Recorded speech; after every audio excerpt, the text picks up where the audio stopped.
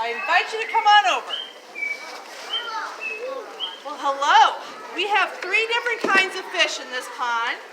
The one with the big black spots, those are the archer fish. We're going to talk about those here in a second. But we also have 4-eyed fish. They're the silver ones that eyes are like on top of their head. Those are called 4-eyed fish.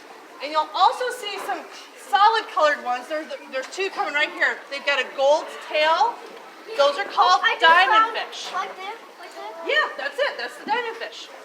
So the ones we're going to really talk about today are the archer fish. Now the archer fish are the ones with the big black spots on the side of their body, and they are really, really cool animals. They've adapted perfectly for hunting outside of the water that they live in. So they can hunt out of the water. And this is what they do. They fill their mouth with water, they collapse their gills, and they push their tongue up. And then they shoot a bead of water out of their mouth, knocking bugs and insects off of plants that hang over the water systems where they live. So they can get bugs and insects outside of the water. It's a really cool adaptation. Now you're going to notice that they're going to sometimes be able to hit my hand because they'll have a little cricket I'm going to feed them. And sometimes they're going to miss. Most of the time the ones that are missing are the younger ones. Does anybody here like to play basketball? Yeah. No, yes. Okay, we got a mixed bag here. So here's the bottom line. When you're younger and you're learning to shoot that basket, you're going to miss a lot. It takes a whole lot of practice to get it down, right? And the older you get, the more practice, the better your shot. The same for the archer fish. The young ones are going to miss a lot, and it's going to take a while for them to practice that craft until they're able to accurately knock those bugs off of plants. Now they can shoot as far as 10 feet away, so yes, you are in the danger zone. But their most accurate range comes in the 3 to 6 feet area. I know, isn't that cool?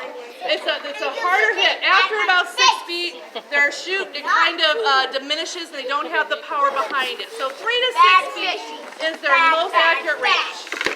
Now they also have to do something else, you guys. If you've ever been in a swimming pool and you look above and below water, do you know how something in the water seems closer or further away?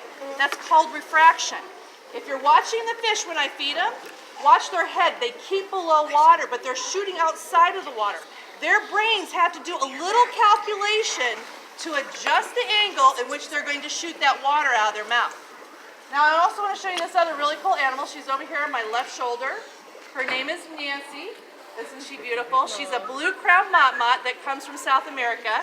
And she's an insectivore, so she likes to eat bugs and insects too. So I'm going to see if I can give her one, and maybe she'll leave us alone for a few seconds. All right, so this is what you're going to do. I'm going to hand you the cricket. You're going to hold it in your hand.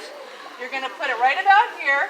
You're going to hold it and wait until the fish shoots the water, and then you drop it. Now we don't want to ever hold our fingers up here unless you have a cricket, because we don't want to tease them. We want to encourage that behavior, and if people tease them and we really don't have a cricket in our hand, it will reduce the number of times they're going to shoot, because then they're going to say, oh, I'm not going to get anything if I shoot. So we only want to do that if we really have a cricket in our hand, okay? So who wants to be my first person? Not Try it. Okay, this is the back end. You're going to hold it with 3 fingers, squish it, put it through the hole. Oh, you need to hold on to it. Oh, he jumped to his death. That's okay. I got another for you. I got plenty. There's one for everybody. I have a one. Squeeze it firmly. Squeeze. Hold it through the hole. Wait for it. Wait for it. fire! Oh! I got hit. Good job. All right, you want to try it next? No thanks, I do not All right, want You don't want to try it? Okay. so the other kids can see. You want to try it?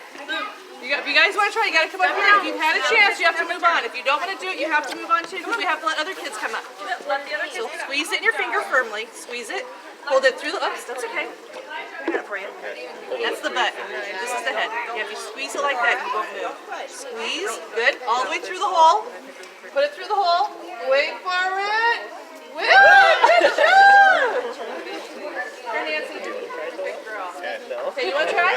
Yeah. No. Squeeze it. Okay, you can do it over there. Not that big kid. There you go.